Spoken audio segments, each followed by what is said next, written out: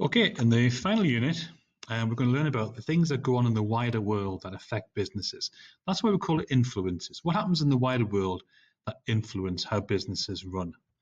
So the first thing we're going to look at is business ethics and what ethics are, how they affect businesses, and ultimately try to decide should a business be ethical or not. Now, when we talk about ethics, what we mean here is morals. And if you think about some of these great characters from history here, we think, well, what's a moral person? Well, they're kind and they're honest. They don't lie to us. We can trust them. They're not trying to rip us off. Well, if that's what a moral person is, that's what a moral business must be. They must be honest and truthful too. They must want to look after their employees. They must want to look after their customers and give the customers good choice of products. They would never do anything that would take advantage of their employees or their suppliers or their customers, because that's not what a moral and ethical business would do. Now, when we talk about ethics and morals, you've got to think about it from the point of view of doing the right thing or doing the wrong thing. And as you can see on the slide there, an unethical business would quite happily underpay workers, would quite happily use children in sweatshops, would have no problem asking staff to work ridiculously long hours or provide poor safe conditions. Discrimination wouldn't be an issue for an unethical, unmoral business. But a moral business would pay people properly. They would never take advantage and discriminate. They would put the safety of their employees very high. See the difference here? Now, when it comes to the suppliers, a moral business would never pay suppliers late. They would never force suppliers to accept poor terms or low prices. But again, an unethical business, one that's not moral, they would have no problem doing any of those things because it would help them out, wouldn't it? They would be able to keep their costs lower by taking advantage of the supplier, which would not be a problem if I'm not a very moral business.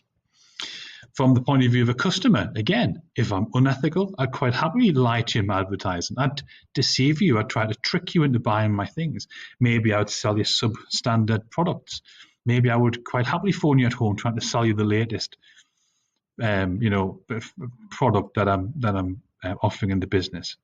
But again, a decent, moral, ethical business would always be honest and upfront, and it would value the customers. It would never try to take advantage of them. And then finally, when it comes to buying materials from your suppliers, a moral business would never pay suppliers late. They would never hire a supplier who uses child labour. They would care where the supplies come from, but an unethical and unmoral business would be quite happy to do all of those things. So morals are a lot of it's common sense. You've got to think, what would a good, honest, moral business do for its staff, its workers, its customers?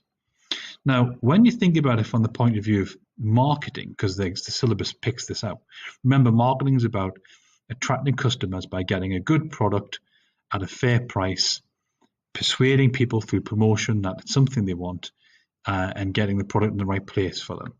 Well, again, if you're a moral business, you would charge fair prices to customers. You wouldn't try to overcharge customers. You would never test your products on animals. You'd always do other ways of making sure your products are safe. You'd never ever try to mislead people in your promotions, your advertising campaigns. You'd always try to be honest and open with your customers because you want a good relationship with them. But an unmoral and unethical business would quite happily exploit customers because ultimately it's all about them. Now, there is this organisation, the ASA, the Advertising Standards Authority, and they set an ethical code. So all the adverts we see on telly or on internet, and catalogues and places that, by law, they have to be legal, decent, honest, and true. And if a business isn't any of those things, you and me, we can complain. And the ASA will investigate it and they'll force that business to take down those adverts. And they might even fine the business. So when it's all said and done, right, if I choose to be ethical and moral business, that might mean, sadly, that I have to increase my costs because I'm not going to underpay workers. I'm going to give them a fair wage. I am going to make sure the workplace is safe.